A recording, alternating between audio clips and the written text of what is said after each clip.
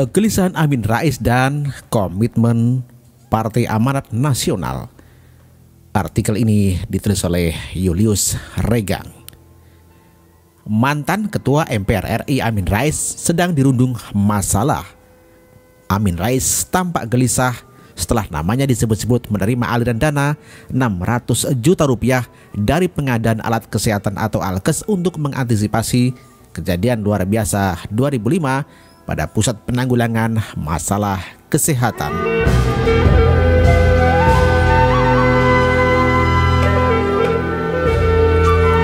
Atas dugaan ini Amin Rais tidak tinggal diam. Pada Jumat 2 Juni 2017, Amin Rais menggelar jumpa pers di kediamannya di Taman Gandaria, Jakarta Selatan.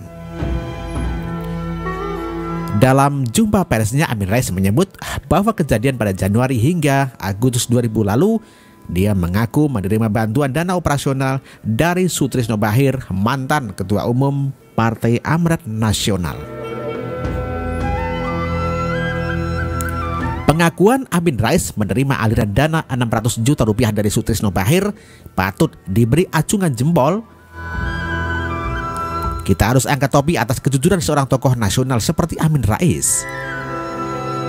Tidak semua tokoh yang diduga tersandung kasus korupsi berani mengatakan jujur di hadapan publik dan dipublikasikan oleh berbagai media massa.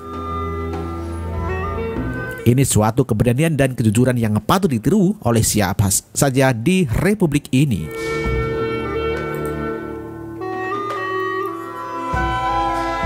Selain sikap jujur yang dikemukakan oleh mantan Ketua MPR RI Amin Rais juga berinisiatif untuk bertemu langsung dengan pimpinan KPK. Amin Rais hendak melakukan klarifikasi soal aliran dana sebesar 600 juta rupiah kepada dirinya. Namun niat baik Amin Rais ditolak oleh KPK.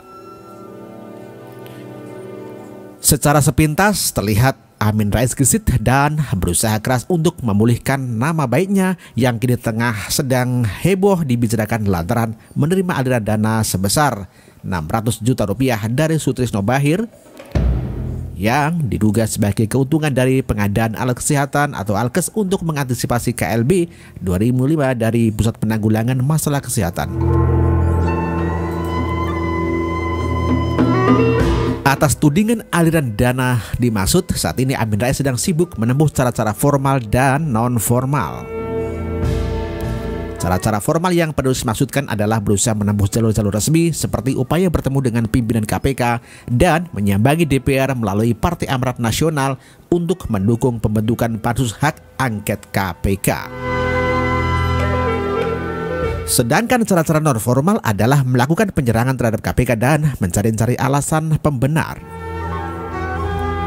Apakah ini pratanda Amin Rais sedang gelisah? Ya, kegelisahan Amin Rais bertambah setelah niatnya untuk bertemu dengan pimpinan KPK kandas di tengah jalan. Amin Rais tambah bingung, agresif dan reaksioner. Menyambangi gedung DPR RI untuk memberikan dukungan terhadap pembentukan hak angket KPK dan melakukan penyerangan terhadap KPK adalah bentuk kelabilan seorang Amin Rais dalam menghadapi persoalan yang sedang menimpa dirinya.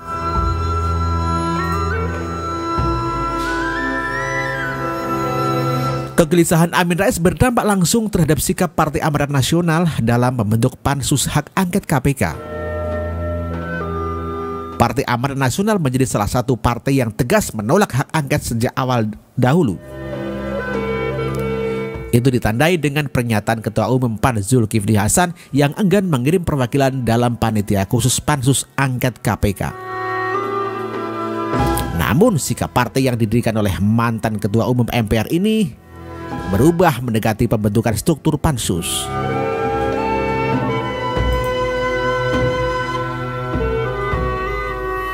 Sikap politik Partai Amanat Nasional yang mendukung pembentukan hak angket KPK dinilai tidak konsisten. Komitmen Partai Amanat Nasional untuk tidak mendukung hak angket KPK buyar.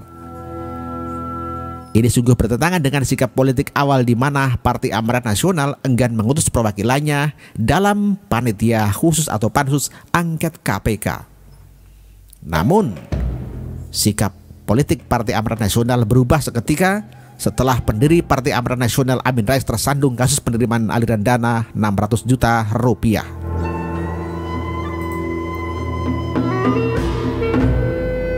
Terhadap perubahan sikap politik Partai Amanat Nasional, penulis menilai komitmen Partai Amanat Nasional mengendur dan cenderung abu-abu. Hemat penulis, rakyat Indonesia harus bertanya, Partai Amanat Nasional untuk siapa, Amin Rais atau seluruh rakyat Indonesia? Rakyat Indonesia lah yang berhak menilai dan memberikan jawaban atas pertanyaan ini.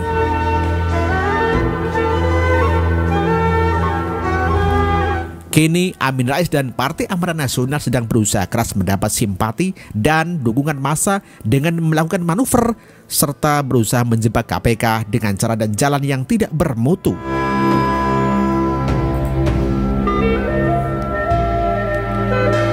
Mengapa Amin Rais tidak fokus dengan masalah yang sedang menimpa dirinya, tetapi melakukan manuver politik untuk melemahkan KPK? Apakah ini salah satu cara yang sengaja ditempuh untuk membebaskan diri dari sergapan KPK? Penyerangan terhadap KPK menunjukkan bahwa kegelisahan Amin Rais semakin nyata. KPK hebat dari masa ke masa, namun busuk di internal. Amin Rais juga mempertanyakan keberanian KPK menuntaskan kasus Bank Senturi, Sumber Waras, reklamasi Teluk Jakarta, hingga soal bantuan likuiditas Bank Indonesia atau BLBI. Menurut mantan ketua MPR RI itu, KPK hanya berani menangani kasus operasi tangkap tangan atau OTT bernilai 50 juta hingga 100 juta rupiah.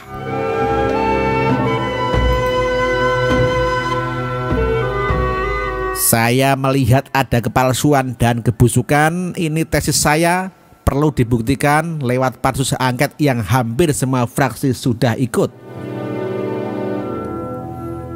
Terhadap sikap Partai Amanat Nasional dan Amin Rais yang cenderung mencari pembenaran diri dengan mengkambing hitamkan KPK, penulis sepakat dengan anjuran dan harapan dari Ketua Umum Rumah Gerakan 98, Bernard Ali Mubeng Halolo.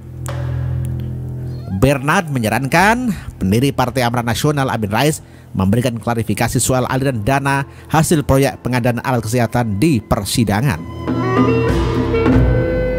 Bernard berharap sebagai tokoh nasional Amin Rais bisa menaati aturan hukum dengan menyampaikan fakta di persidangan.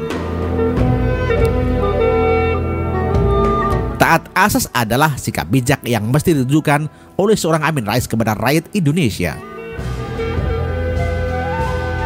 Sebagai tokoh nasional, Amin Rais harus memberikan contoh yang baik, dan tindakan melakukan penyerangan terhadap lembaga negara atau KPK adalah sikap yang tidak perlu ditampilkan karena hanya menghasilkan perseteruan yang berkepanjangan.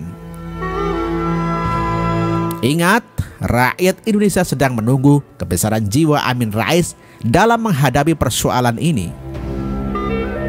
Komitmen PAN dalam menentukan sikap politik dan profesionalisme KPK dalam menangani kasus-kasus korupsi di Indonesia.